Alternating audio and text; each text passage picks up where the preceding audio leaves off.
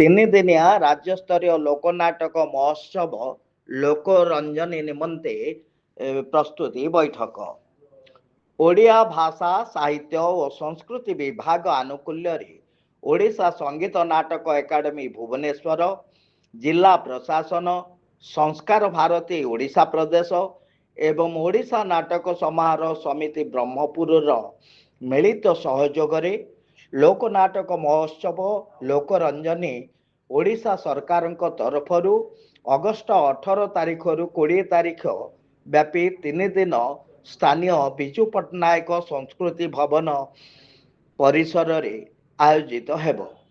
ଏଥିନେଇ ରବିବାର engineering school road ସ୍ଥିତ ରାଜସ୍ୱ ବଙ୍ଗଳା ସମ୍ମିଳନୀ କକ୍ଷରେ ଏକାଡେମୀ ତରଫରୁ ସଂସ୍କାର ଭାରତୀ ଓ ଓଡ଼ିଶା ନାଟକ ସମାରୋହ ସମିତି ବ୍ରହ୍ମପୁର ଦ୍ୱାରା ଆୟୋଜିତ ଏକ ସାମ୍ବାଦିକ ସମ୍ମିଳନୀରେ ସୂଚନା ଦିଆଯାଇଥିଲା।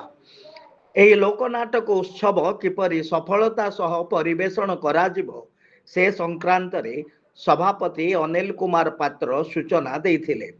ସାଧାରଣ ସମ୍ପାଦକ ନାରାୟଣ ମହାକୁଡ଼, ସମ୍ପାଦକ ତଥା ଗଞ୍ଜାମ ଜିଲ୍ଲା ବରିଷ୍ଠ କଳାକାର ସଂଘର କାର୍ଯ୍ୟକାରୀ ସଭାପତି ଦୁର୍ଗା ପ୍ରସାଦ ଆଚାର୍ଯ୍ୟ, ସଂସ୍କାର ଭାରତୀର ଅଜିତ କୁମାର ମୁନି, ଆବାହକ ଭବାନୀ ଶଙ୍କର ମିଶ୍ରଙ୍କ ସମେତ ବହୁ କର୍ମକର୍ତ୍ତା ଏହି ଅବସରରେ ଉପସ୍ଥିତ ରହି ନାଟକ ମହୋତ୍ସବ କିପରି ସୁଚାରୁ ରୂପେ ପରିଚାଳିତ ହେବ ସେଥିନେଇ ଆଲୋକପାତ କରିଥିଲେ। ବୈଠକରେ କଳାପ୍ରାଣ କୈଳାସ ପାଣିଗ୍ରାହୀ, ଆରତୀ ପାତ୍ର, ସରୋଜ ପଣ୍ଡା, ଅଭିରାମ ରାଉଳ, କାର୍ତ୍ତିକ ପାଣିଗ୍ରାହୀ, ବଳଦେବ ସାହୁଙ୍କ ସମେତ ବହୁ କଳାପ୍ରେମୀ ଏଠାରେ ଉପସ୍ଥିତ ଥିଲେ। 18 ତାରିଖ ପ୍ରଥମ ଦିବସରେ ଗୋକୁଳାନନ୍ଦ ପ୍ରଧାନ ଓ ସାଥୀଙ୍କ ଦ୍ୱାରା ପ୍ରହ୍ଲାଦ ନାଟକ, ପ୍ରଶାନ୍ତ ପ୍ରଧାନ ଏବଂ ସାଥୀଙ୍କ ଦ୍ୱାରା କୃଷ୍ଣଲୀଳା, ନବରଙ୍ଗପୁର ସାଇମନ ବିଡ଼ିକା ଓ ତାଙ୍କ ସାଥୀ ଦ୍ୱାରା ଦେଶିଆ ନାଟକ ପରିବେଷଣ ହେବ।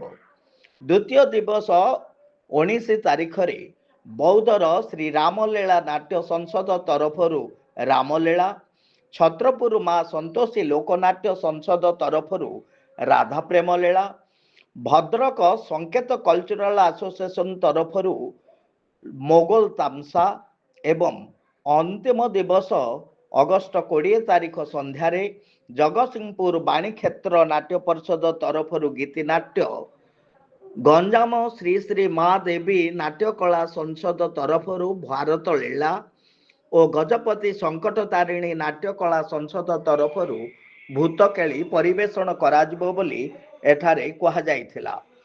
ପ୍ରଥମ ଦିବସରେ ବାଣିଜ୍ୟ ପରିବହନ ମନ୍ତ୍ରୀ ବିଭୂତି ଭୂଷଣ ଜେନା, ଦିଗପହଣ୍ଡି ସାଂସଦ ଡକ୍ଟର ସିଦ୍ଧାନ୍ତ ମହାପାତ୍ର, ପଦ୍ମଶ୍ରୀ ସୀମାଞ୍ଚଳ ପାତ୍ର, ଭବାନୀ ଶଙ୍କର ମିଶ୍ର ଅତିଥି ରୂପେ ଯୋଗ ଦେବାର କାର୍ଯ୍ୟକ୍ରମ ରହିଛି। ଦ୍ୱିତୀୟ ଦିବସରେ ଅତିଥି ରୂପେ ବ୍ରହ୍ମପୁର ବିଧାୟକ କେ ଅନିଲ କୁମାର, ଇଞ୍ଜିନିୟର ବିଚିତ୍ରାନନ୍ଦ ମୁନି, ପ୍ରଫେସର ଜଗନ୍ନାଥ ପଣ୍ଡା, ସୀମାନ୍ତ ନଟରାଜ, ଡାକ୍ତର ତିରୁପତି ସାହୁ ଏବଂ ଅନ୍ତିମ ଦିବସରେ ଅତିଥି ରୂପେ ଚିକିଟି ବିଧାୟକ ମନୋରଞ୍ଜନ ଧ୍ୟାନ ସାମନ୍ତରାୟ, ଡକ୍ଟର ସିଦ୍ଧାର୍ଥ ଶଙ୍କର ପାଢ଼ୀ, ଡକ୍ଟର ଜୀବନାନନ୍ଦ ତ୍ରିପାଠୀ, ସୁଶ୍ରୀ ଅଦିତି ଆଚାର୍ଯ୍ୟ ପ୍ରମୁଖ ଯୋଗ ଦେବେ ବୋଲି ସଭାପତି ଶ୍ରୀ ପାତ୍ର କହିଥିଲେ। ଓଡ଼ିଶା ସଙ୍ଗୀତ ନାଟକ ଏକାଡେମୀର ସଚିବ ଡକ୍ଟର ଚନ୍ଦ୍ରଶେଖର ହୋତା ମୁଖ୍ୟ ପରିଚାଳନା ଦାୟିତ୍ୱ ନିର୍ବାହ କରୁଛନ୍ତି ବୋଲି ସମିତି ତରଫରୁ କୁହାଯାଇଥିଲା। ଲୋକନାଟକ ଉତ୍ସବର ପ୍ରଚାର ପ୍ରସାର ଲାଗି ଏହି ସାମ୍ବାଦିକ ସମ୍ମିଳନୀରେ ଗଣମାଧ୍ୟମ ବ୍ୟକ୍ତିତ୍ୱ ଓ ବ୍ରହ୍ମପୁରବାସୀଙ୍କ ସହଯୋଗ କାମନା କରାଯାଇଥିଲା। 18 ତାରିଖ ଅପରାହ୍ନ 3 ଘଣ୍ଟା ସମୟରେ ଗାନ୍ଧୀନଗର ଛକଠାରୁ ଏକ ବିରାଟ କଳାକାର ଶୋଭାଯାତ୍ରା ବାହାରି ସଂସ୍କୃତି ଭବନଠାରେ ପହଞ୍ଚିବ। ଏହି ଶୋଭାଯାତ୍ରାର ଦାୟିତ୍ୱରେ ଗଞ୍ଜାମ ଜିଲ୍ଲା କଳାକାର ବରିଷ୍ଠ କଳାକାର ସଂଘ ରହିଥିବା ସୂଚନା ମିଳେ। ଏହି ଶୋଭାଯାତ୍ରାରେ ସମସ୍ତ କଳା ଓ ସଂସ୍କୃତି ପ୍ରେମୀ ଯୋଗ ଦେବା ପାଇଁ ଅନୁରୋଧ କରାଯାଇଛି। ଏହାର ଶୁଭାରମ୍ଭ ଓଡ଼ିଶା ସଙ୍ଗୀତ ନାଟକ ଏକାଡେମୀ ସଚିବ କରିବେ। ରାଜ୍ୟ ସରକାରଙ୍କ ତରଫରୁ ପ୍ରଥମ ଥର ଲାଗି ବ୍ରହ୍ମପୁରରେ ଏପରି ଲୋକନାଟକ ମହୋତ୍ସବ ଆୟୋଜିତ ହୋଇଥିବା କୁହାଯାଉଛି। मंचज्योति न्यूज तरफरु सुभाष चंद्र साहू रोशन का रिपोर्ट।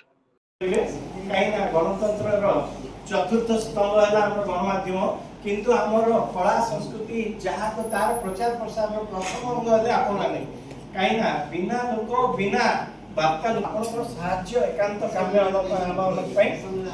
जहाँ